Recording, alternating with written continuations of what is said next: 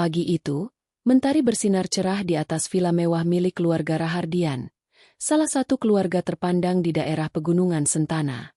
Hari ini adalah pesta tunangan Dira Rahardian, putri bungsu keluarga itu, dengan seorang pengusaha muda sukses bernama Revan Aditama. Segala hal disiapkan dengan sempurna.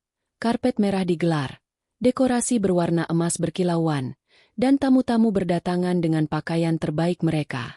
Namun, di sudut taman belakang, seseorang datang dengan langkah pelan. Seorang perempuan berambut hitam panjang yang diikat sederhana, mengenakan kemeja putih polos dan celana hitam pudar. Dia membawa kantong belanjaan berisi bunga mawar dan pita perak. Tidak ada yang menyapanya. Tidak ada yang menyadari kehadirannya. Namanya Nara. Nara adalah kakak kandung Dira. Namun sejak lama, dia seperti bayangan di antara keramaian keluarga. Hidupnya penuh rahasia, dan kehadirannya tak pernah dianggap penting. Sejak kecil, ia berbeda, pendiam, tak menyukai keramaian, dan sering hilang berminggu-minggu tanpa kabar. Keluarganya menyebutnya aneh. Ibunya bahkan pernah berkata, "Kakakmu itu bukan anak normal, Dira. Kita beruntung kamu tidak seperti dia." Saat Nara melangkah ke ruang utama untuk menaruh bunga yang dibelinya, salah satu panitia pesta menghampirinya dengan tergesa. "Mbak, tolong pel lagi lantai bagian tengah. Ada jejak kaki tamu. Nanti fotonya jelek." Nara menatapnya sejenak. Tidak marah, tidak heran. Hanya diam. Ia menoleh ke arah ibu dan adiknya yang berdiri di dekat pelaminan sementara, tersenyum anggun ke arah para tamu penting. Mereka melihat ke arahnya, lalu berpaling. Tak satu pun menyapa. Seorang tamu wanita kaya sempat berbisik pada temannya sambil melirik Nara. "Kok cleaning service bisa masuk lewat depan sih? Harusnya dari dapur belakang aja." Nara mendengar semua itu. Tapi dia tetap berjalan, meletakkan bunga di atas meja hias. Lalu menghilang lagi, menuju taman belakang, tempat ia bisa menenangkan pikirannya. Di sana, ia membuka buku kecil tua, terbungkus kulit lusuh dan berhias simbol-simbol aneh.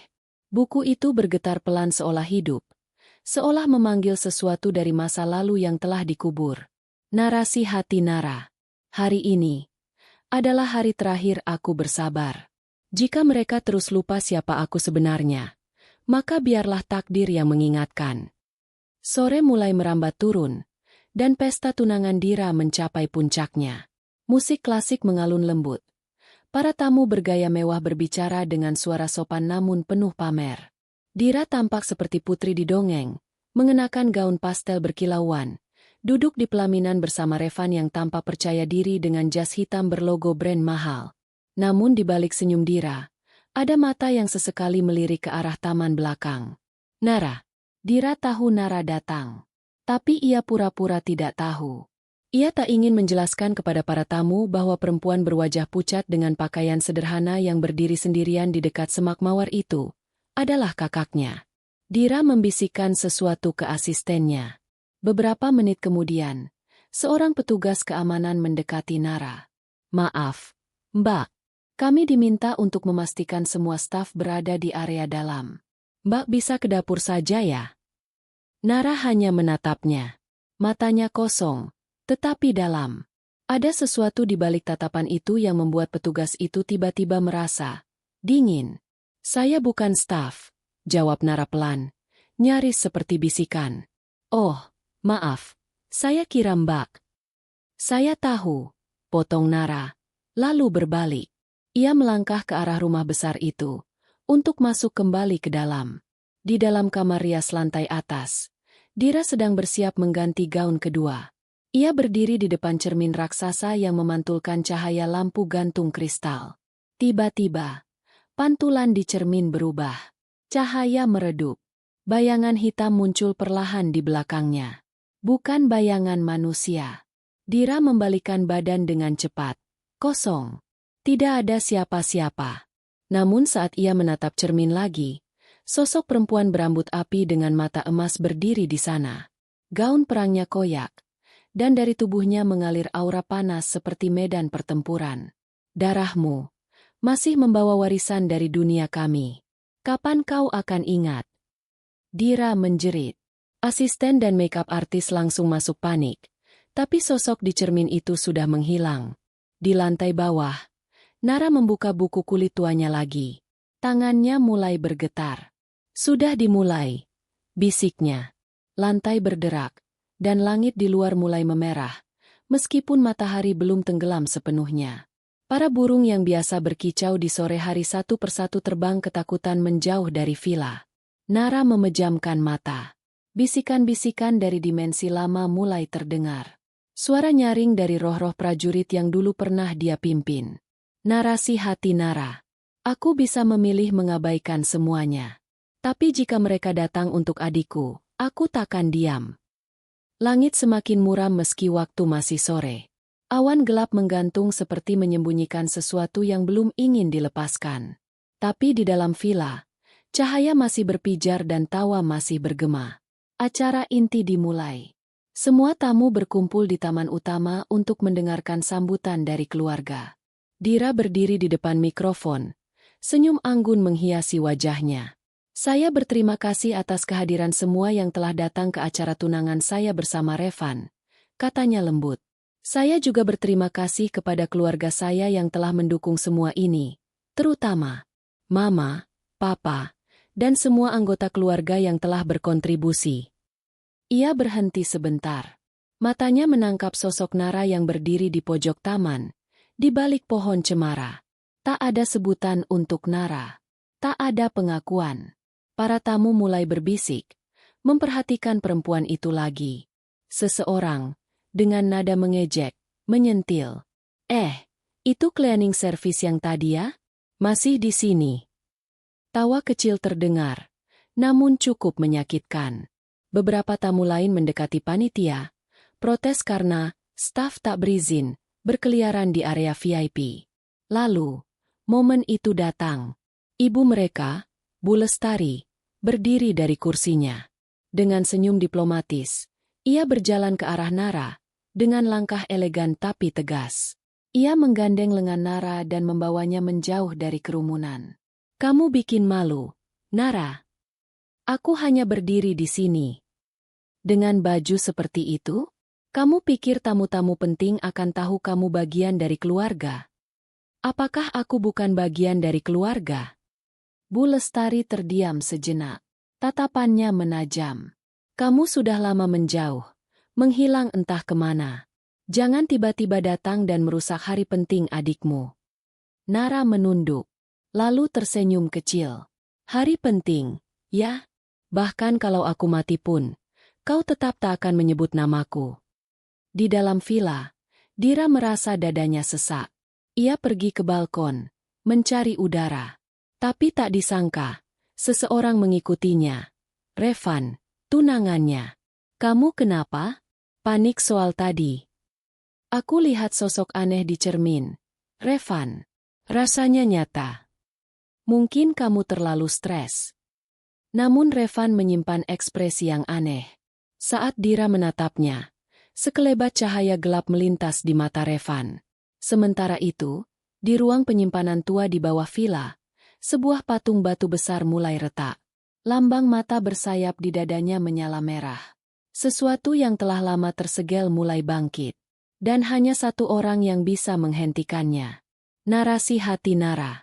Jika malam ini menjadi awal perang, maka aku akan mengingatkan dunia siapa sebenarnya Dewi yang mereka remehkan. Senja telah pergi. Malam turun perlahan. Namun ada yang ganjil. Udara terasa lebih tebal. Seolah berlapis kabut yang tak terlihat. Bintang-bintang seakan bersembunyi, dan bulan tertutup awan kelabu. Tamu-tamu masih larut dalam suasana pesta. Musik diganti menjadi lebih lembut, romantis, dan lampu-lampu taman menyala kekuningan. Tapi beberapa orang mulai merasa resah. Salah satunya adalah seorang tamu tua, Pak Jatmiko, seorang mantan pejabat yang juga ahli sejarah kuno. Ia berjalan pelan mendekati patung batu besar yang terletak di dekat air mancur villa. Patung yang tak pernah diperhatikan oleh siapapun selama bertahun-tahun karena dianggap sekadar ornamen warisan.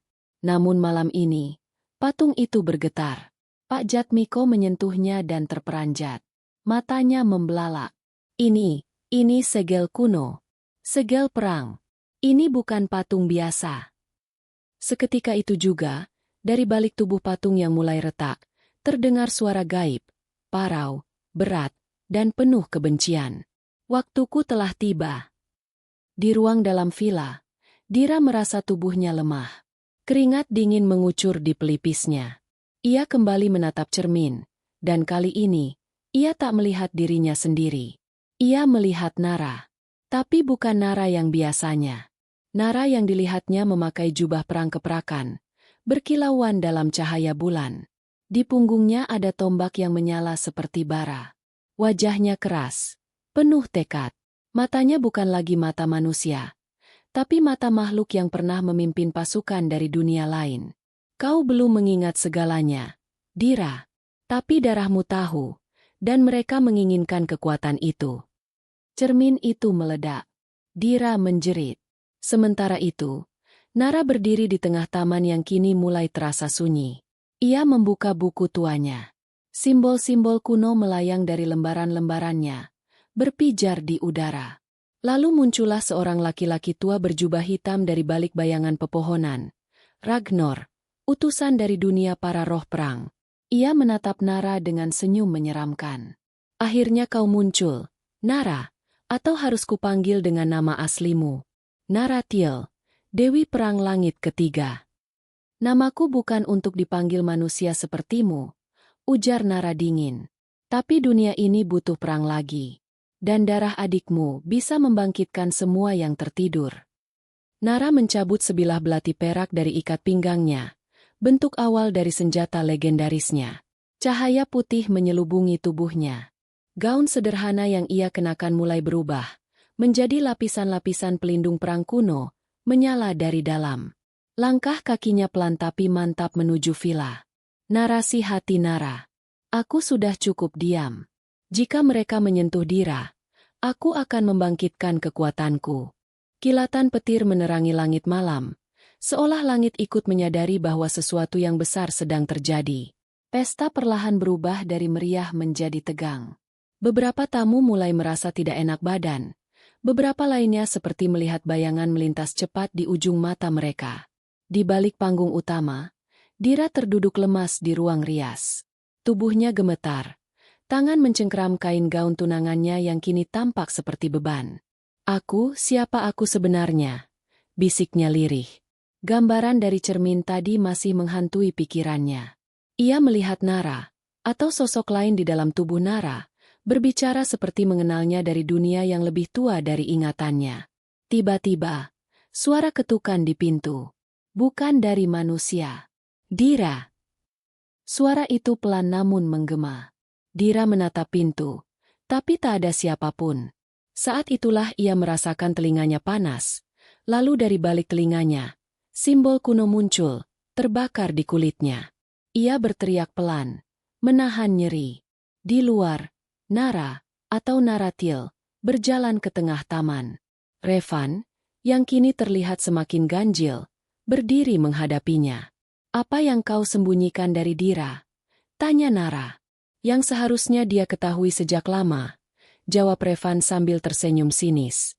Wajahnya mulai berubah. Kulitnya menghitam perlahan, dan matanya bersinar merah. Kau pikir aku mencintainya? Tidak. Naratil. Aku hanya penjaga segel yang dikirim untuk mengawasi pewaris darahmu. Dan kini, waktunya telah tiba. Revan mengangkat tangannya, dan dari tanah, muncul sosok-sosok bayangan berzirah hitam. Pasukan kegelapan dataran neraka. Makhluk-makhluk prajurit tanpa jiwa yang pernah diperangi Naratil ribuan tahun lalu. Para tamu mulai panik. Beberapa pingsan, beberapa lainnya berlari. Tapi villa tampak seperti terperangkap dalam dimensi lain. Pintu-pintu terkunci, langit terlipat, dan waktu berjalan lebih lambat. Nara menatap Revan tanpa gentar.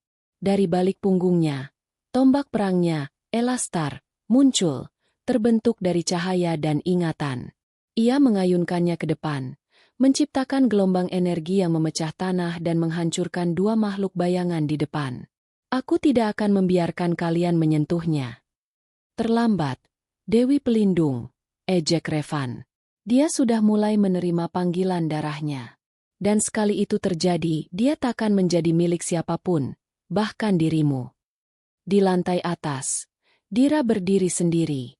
Matanya menatap jendela, ke arah pertarungan di taman. Tangannya terbakar cahaya putih yang menyilaukan, dan dari matanya keluar air mata emas. Narasi hati Dira. Selama ini aku hanya ingin hidup seperti manusia biasa. Tapi kalau dunia ini membutuhkan aku. Ia melangkah keluar dari kamar. Langkah Dira menyusuri koridor villa terasa asing, seolah setiap ubin mengenalinya, bergetar di bawah jejaknya.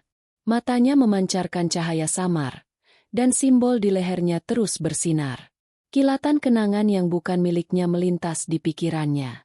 Pasukan terbang di langit merah, pedang-pedang cahaya menebas kegelapan, dan seorang wanita berpakaian perang yang sangat mirip dengan Nara berdiri di ujung dunia. Kau bukan manusia biasa, Dira. Kau adalah putri dari darah dewi dan pewaris cahaya terakhir. Suara itu muncul dari dalam dirinya, seperti gema dari masa lalu. Sementara itu, di taman villa, pertarungan berlangsung sengit. Nara bertarung sendirian melawan makhluk-makhluk bayangan. Gerakannya cepat, indah, dan mematikan. Tapi jumlah musuh terlalu banyak. Revan, yang kini telah berubah menjadi wujud aslinya, makhluk penjaga segel kegelapan, menyaksikan dengan senyum puas. Lihat dirimu sendirian lagi. Seperti dulu, ketika semua dewa mundur dan hanya kau yang bertahan. Nara menatap Revan penuh amarah. Ia mulai terluka, goresan di pipi, darah mengalir dari pelipis. Tapi matanya tetap teguh. Dulu aku bertahan karena tak ada pilihan. Sekarang aku bertarung karena adikku. Tiba-tiba, bumi berguncang. Dari dalam villa, Dira muncul. Rambutnya yang dulu terikat rapi kini tergerai. Ditiup angin yang tak terlihat. Di sekeliling tubuhnya melayang aura putih keemasan yang kuat. Kekuatan yang selama ini tersembunyi. Semua orang berhenti. Termasuk pasukan bayangan. Revan memandang Dira dengan ketakutan. Tidak secepat ini. Dia belum siap. Dira menatap Revan. Lalu Nara. Kak, aku tak tahu semua hal ini. Tapi aku tahu satu hal. Aku tak akan biarkan kau terluka sendirian lagi. Tangannya terangkat. Simbol di dadanya terbuka. Membentuk cahaya menyerupai perisai dan pedang. Ia melangkah ke samping Nara. Kau sudah cukup bertarung sendiri, Kak. Sekarang kita bertarung bersama. Nara menatap adiknya. Ada kebanggaan dan air mata di matanya. Darah kita memang berbeda dari manusia. Tapi hatimu, Dira, lebih kuat dari siapapun. Mereka berdiri berdampingan. Dua cahaya, emas dan perak, menyatu dalam gemuruh malam. Pasukan kegelapan mengerang, mundur sesaat. Revan mencabut senjata terakhirnya, tombak hitam dari dunia bawah. Dan malam itu menjadi saksi. Pertarungan antara dua pewaris cahaya dan kegelapan yang telah lama tersembunyi. Langit di atas villa retak, secara harfiah. Garis-garis retakan bercahaya muncul di udara, seolah realitas sendiri mulai terganggu. Dimensi tempat pesta berlangsung telah terbuka menjadi medan perang kuno. Para tamu, yang masih tersisa, terjebak dalam stasis waktu, membeku dalam kepanikan mereka. Dira dan Nara berdiri berdampingan, aura mereka berpadu. Tapi kekuatan Dira masih belum stabil. Tubuhnya gemetar setiap kali energi mengalir lebih deras. Jangan paksakan dirimu, Dira, kata Nara sambil melindungi adiknya dari tombak bayangan yang melesat. Aku tak punya waktu untuk pelan-pelan. Dunia ini bisa hancur hanya karena aku lambat belajar. Balas Dira, nafasnya terengah. Revan melayang di udara, matanya merah menyala, mengangkat tombak hitam Valdar Ed, senjata penghabisan dari dunia bawah yang bisa menguras cahaya dari jiwa siapapun. Kalian pikir dua cahaya kecil bisa menahan kegelapan yang telah tidur selama ribuan tahun? Kami tidak berpikir, sahut Nara sambil mengangkat tombaknya. Elastar, kami bertindak. Karena itulah bedanya kami denganmu. Pertempuran pun pecah kembali. Nara dan Revan bertarung di udara. Cahaya dan bayangan saling membelah langit. Setiap benturan senjata mereka menciptakan gempa kecil, dan energi dari dunia roh mulai bocor ke alam manusia. Villa hancur sebagian, taman berubah menjadi medan berapi. Di bawah, Dira berhadapan dengan sisa-sisa pasukan bayangan. Tangannya kini mengeluarkan busur cahaya, yang muncul dari kehendak dan keberanian. Tapi dengan setiap anak panah yang ditembakkan, tubuhnya makin lemah. Narasi hati Dira. Tubuhku masih tubuh manusia. Tapi darahku bukan milik dunia ini. Kalau aku harus membakar semuanya agar Nara tetap hidup, aku rela. Tiba-tiba, Revan menyerang Nara dengan kekuatan penuh. Nara terpental ke tanah. Tubuhnya tertancap reruntuhan pilar batu. Revan turun, mengarah pada Dira. Sudah cukup bermain-main. Mari kita ambil cahaya yang diwariskan padamu itu, gadis kecil. Ia melesat. Tapi sebelum dia menyentuh Dira, sesuatu pecah dari dalam gadis itu. Sebuah letupan kekuatan purba, bukan hanya warisan, tapi sesuatu yang lebih besar. Naratiel sendiri melihatnya dari tanah. Matanya melebar. Itu bukan milikku. Itu milik leluhur cahaya pertama. Dira tidak menjerit. Ia hanya menatap Revan, dan di sekelilingnya muncul lingkaran cahaya bercorak kuno, simbol dari 3 era sebelum zaman perang. Aku bukan hanya pewaris. Aku adalah perantara terakhir antara dunia ini dan kehancuran. Dira mengangkat tangannya, dan dengan satu teriakan dalam bahasa yang tak dikenal, waktu berhenti. Semua makhluk bayangan beku. Revan terhenti di udara, hanya matanya yang bergerak, penuh teror. Waktu membeku.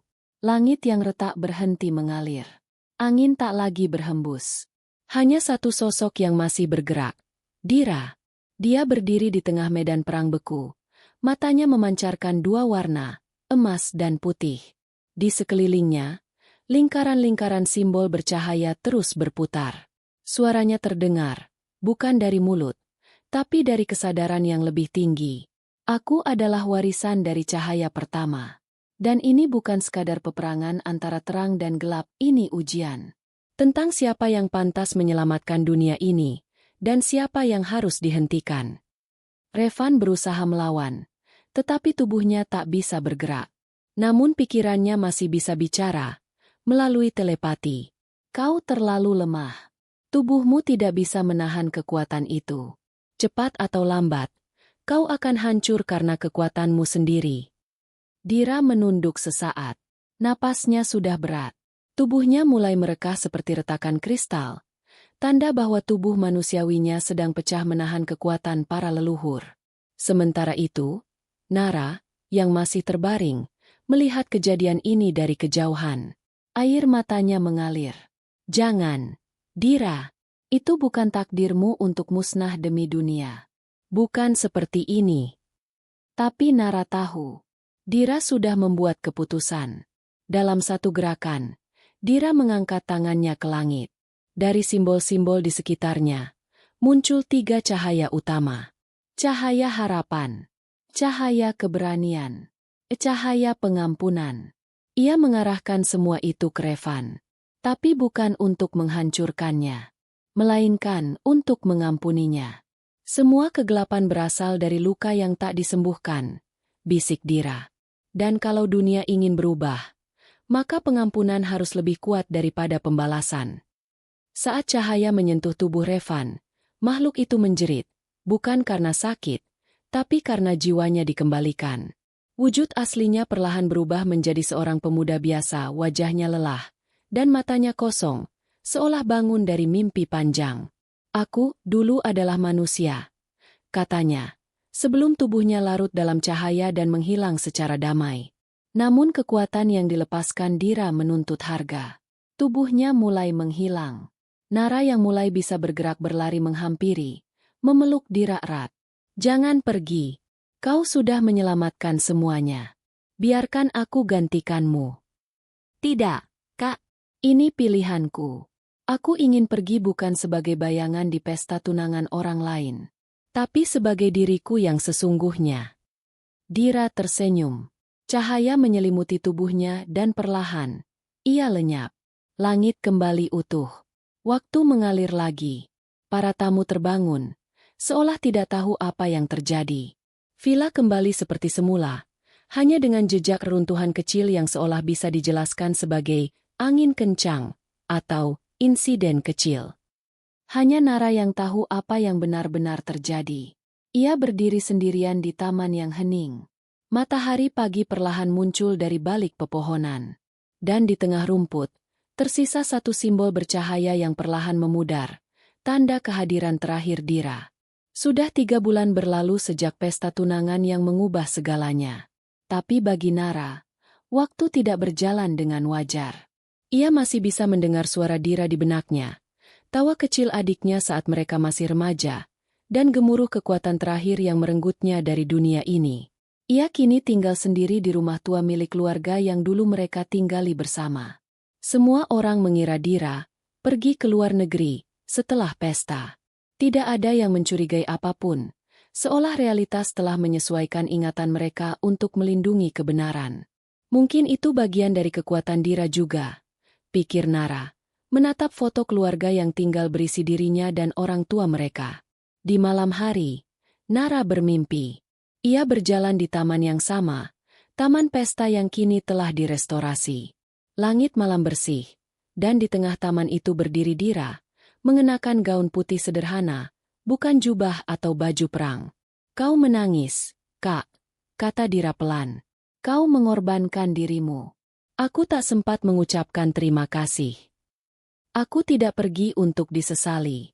Aku pergi karena aku percaya padamu. Karena kau juga pewaris. Kak, kau penjaga dunia ini sekarang. Dira tersenyum, lalu menghilang dalam kabut cahaya yang tenang. Keesokan harinya, Nara bangun dengan mata sembab tapi tenang. Untuk pertama kalinya, ia menyentuh kalung simbol di lehernya dan tidak merasa bersalah. Sementara itu, di tempat lain, Revan, atau pria yang dulu menjadi inang kekuatan kegelapan, terbangun di sebuah padang tandus. Ia tidak lagi memiliki kekuatan, namun ia hidup. Cahaya memberiku kesempatan kedua. Ia menatap tangannya yang kini manusiawi. Di sekelilingnya sunyi, tapi sebuah suara lembut terdengar di udara. Gunakan hidup ini untuk menebus yang lalu. Revan tidak menjawab. Ia hanya berdiri, dan mulai berjalan ke arah matahari terbit. Kembali di kota, pesta pernikahan adik Nara akhirnya digelar ulang. Semua berjalan normal, tanpa drama, tidak seperti sebelumnya. Namun, saat Nara melangkah masuk ke aula pesta, semua mata tertuju padanya. Tapi kali ini, bukan karena ia dikira cleaning service, melainkan karena ia menyandang sesuatu yang tak bisa dijelaskan, kekuatan, ketegasan, dan aura seorang pelindung. Ibunya menatap dengan mata lembut. Kamu tampak seperti Dira hari ini.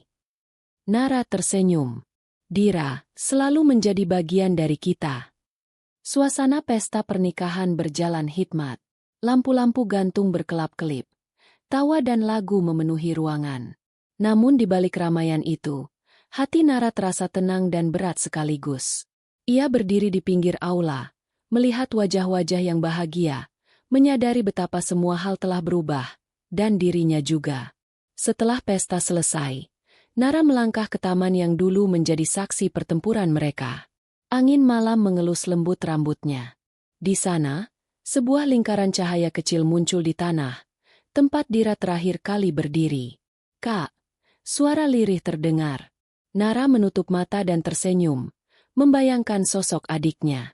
Aku akan jaga dunia ini, Dira. Bukan hanya untukku, tapi untukmu dan semua yang percaya pada cahaya. Di tempat lain, Revan melanjutkan perjalanan hidupnya sebagai manusia biasa, mencari penebusan dan arti baru setelah kehilangan kekuatan gelapnya. Sesekali, ia menatap langit malam, mengingat cahaya yang pernah menyelamatkannya. Hari-hari berlalu. Keluarga mereka perlahan pulih dari bayang-bayang masa lalu. Nara kini dikenal bukan hanya sebagai wanita biasa, tetapi sebagai sosok pelindung yang tenang dan kuat, membawa warisan cahaya dengan rendah hati.